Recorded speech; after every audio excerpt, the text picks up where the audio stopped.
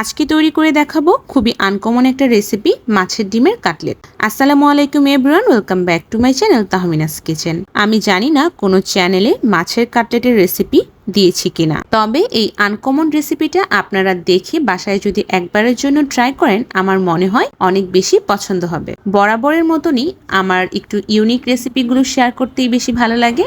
আশা করি আপনাদের কাছে এই আনকমন মাছের কাটলেটের রেসিপিটা ভালো লাগবে। চলুন দেরি না করে দেখে নেওয়া যাক। মাছের কাটলেট তৈরি করার জন্য চুলায় একটি প্যান বসিয়ে 1/3 কাপ তেল খুব ভালো মতো গরম করে দিয়ে দিচ্ছি হাফ কাপ পরিমাণ পেঁয়াজ কুচি। পেঁয়াজগুলো আমি একটু মিহি করে কুচি করে নিয়েছি।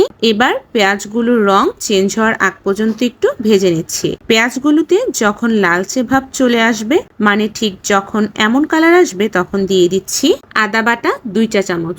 আদা বাটা একটু নেড়েচেড়ে ভেজে নিচ্ছি, এতে করে আর কাঁচা গন্ধটা থাকবে না। জিরা গুঁড়া হাফ চা চামচ, ধনে গুঁড়া হাফ চা চামচ, হলুদের গুঁড়া 1/4 চা চামচ, শুকনো মরিচের গুঁড়া 1 চা চামচ, আর দিয়ে দিচ্ছি লবণ 1 চা চামচ।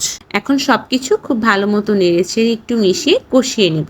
সবশেষে মশলাগুলো রান্না করার জন্য দিয়ে দিচ্ছি 1/4 কাপ পরিমাণ পানি। মশলাগুলো দেওয়ার সময় আমি চুলার আঁচটা একদম কমিয়ে দিয়েছিলাম, এতে করে মশলাগুলো পুড়ে যাওয়ার কোনো সম্ভাবনাই থাকবে না। এবার চুলার আঁচটা মিডিয়াম করে রান্না করব যতক্ষণ পর্যন্ত না পানি শুকিয়ে আসে।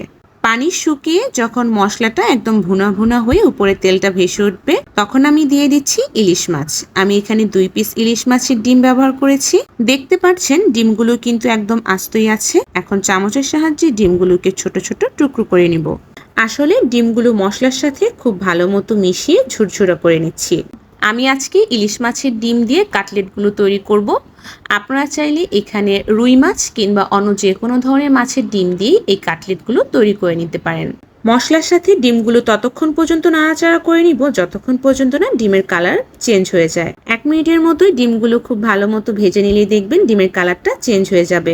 এ পর্যায়ে আমি দিয়ে দিচ্ছি 1 চা চামচ পরিমাণ গরম মশলার গুঁড়া। আর এই গরম মশলাটা আমার ঘরেই তৈরি করা।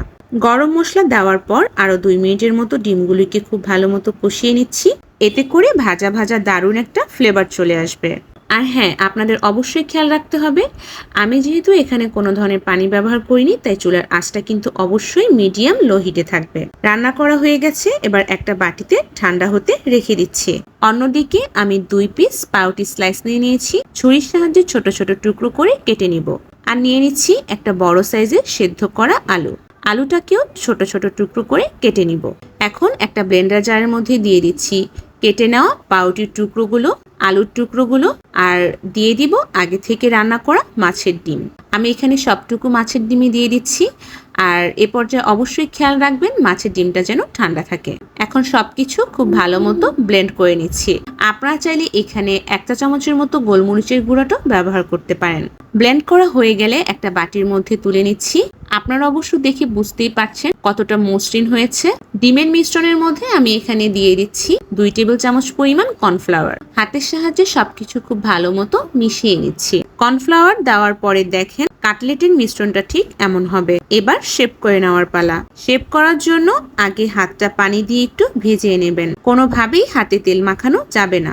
এবার আপনি আপনার পছন্দ মতো কাটলেটের শেপগুলো করে নেবেন। আপনি চাইলে আমি যেমন শেপ করে নিচ্ছি সেভাবেও করে নিতে পারেন, আবার চাইলে হার্ট শেপ কিংবা গোল শেপও করে নিতে পারেন। কাটলেটগুলো শেপ করার টাইমে একটা জিনিস অবশ্যই লক্ষ্য রাখবেন, যেন সাইড থেকে একদমই মসৃণ থাকে, কোনোভাবেই যেন ফাটল না থাকে। এভাবে করে আমি সবগুলো কাটলেটের শেপ দিয়ে নিচ্ছি।